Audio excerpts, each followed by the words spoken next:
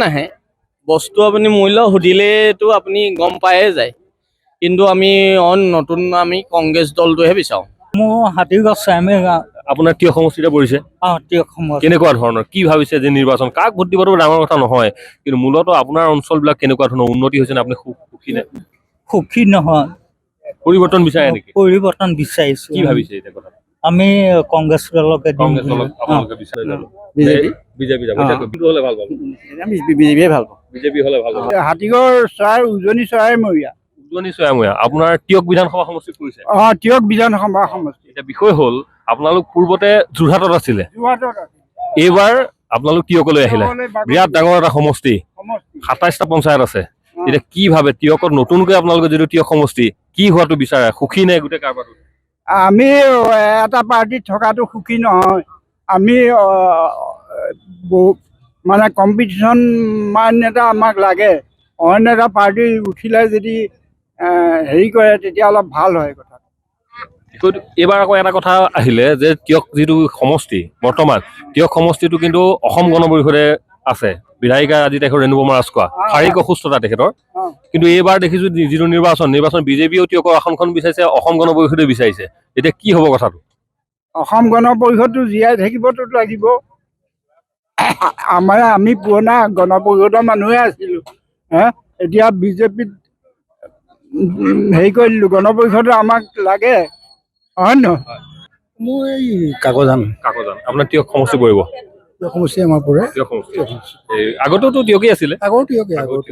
এতিয়া কেনেকুৱা ধৰণৰ ২৬ৰ যিটো নিৰ্বাচন আৰু বেছি দিনটো নাই কেনেকুৱা ধৰণে ভাবিছে ৰাজনৈতিক চিন্তা চৰ্চা এইবাৰ কেনেকুৱা ধৰণৰ হ'ব ৰাজনৈতিক চিন্তা চৰ্চা আৰু কাম বন ভাল হৈছে চৰকাৰৰ চৰকাৰে যথেষ্ট উন্নতি পথত আগবাঢ়িছে ভাল দেখিছোঁ ভাল পাইছোঁ আৰু ভাল পাইছোঁ। এতিয়া কথা হ'ল যিটো নিৰ্বাচন হ'ব এই নিৰ্বাচনৰ এইবাৰ অন্য এটা আকৰ্ষণ আছে তিয়কত বিৰাট ডাঙৰ এটা সমষ্টি হ'ল কাকডোঙালৈকে পৰিলে ২৭খনকৈ পঞ্চায়ত এইবাৰ তাৰ মাজতে দেখা গ'ল এইবাৰ যিহেতু অসম গণ পৰিষদৰ নেতৃত্বত আছিলে তিয়কটো